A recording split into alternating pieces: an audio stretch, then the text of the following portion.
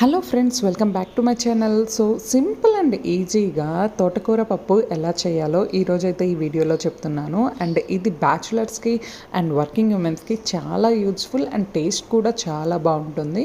తోటకూర పప్పు తినడం వల్ల మనకి హెల్త్కి కూడా చాలా ప్రయోజనాలు ఉన్నాయి.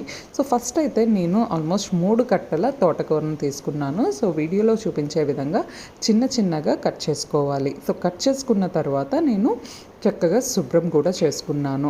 ఆల్మోస్ట్ 5 మినిట్స్ నేను నీటిలో నానబెట్టుకొని తర్వాత 2-3 సార్లు కడుక్కున్నాను. సో చక్కగా శుభ్రం చేసుకోవాలి. ఇప్పుడైతే ఒక కుక్కర్లో కొంచెం ఆయిల్ వేసుకోవాలి. తర్వాత నేను హోమ్ మేడ్ ఘీ కూడా యూజ్ చేస్తున్నాను. ఘీ వేయడం వల్ల టేస్ట్ చాలా బాగుంటుంది. సో తర్వాత నేను పోపు అయితే వేసుకుంటున్నాను. సో చాలామంది పోపు ఉడకబెట్టిన తర్వాత, పప్పు ఉడకబెట్టిన తర్వాత పోపు అయితే వేసుకుంటారు. ఈ విధంగా చేసుకున్న టేస్ట్ చాలా బాగుంటుంది. పోపు వేసుకొని తర్వాత మనం ఏదైతే తోటకూర ఉన్నదో అది చక్కగా హై టు లో ఫ్లేమ్లో మనం టోస్ట్ చేసుకోవాలి. ఇంకా ఈ విధంగా పోపు వేసుకోవడం వల్ల మనకు టైం కూడా కలిసి వస్తుంది, టేస్ట్ కూడా చాలా బాగుంటుంది.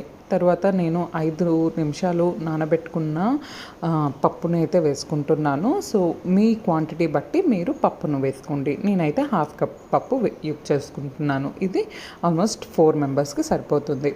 సో ఒక గ్లాస్ పప్పు తీసుకున్నారనుకోండి, ఆల్మోస్ట్ 2.5+ వాటర్ అయితే వేసుకోవాలి. తర్వాత రుచికి తగినంత ఉప్పు, కొంచెం పసుపు అండ్ ఇంగువ కూడా వేసుకుంటున్నాను. ఇంగువ వేసుకోవడం వల్ల జీర్ణశక్తి పెరుగుతుంది. తర్వాత విజిల్ అయితే పెట్టుకున్నాను. ఆల్మోస్ట్ 3 హై విజిల్స్ తర్వాత 2 లో విజిల్స్ ఇస్తే సరిపోతుంది. పప్పు అండ్ తోటకూర కూడా చక్కగా ఉడికిపోతుంది. సో చూసారా, ఈ విధమైన స్ట్రక్చర్ అయితే వస్తుంది. ఐ హోప్ మీకు ఇది నచ్చింది అనుకుంటున్నాను. సింపుల్ అండి. సో తోటకూర పప్పు వేడి అన్నంలో అండ్ కొంచెం ఊరగాయ అండ్ అప్పడాలు పెట్టుకున్నా సరిపోతుంది. హెల్త్ కూడా చాలా మంచిది.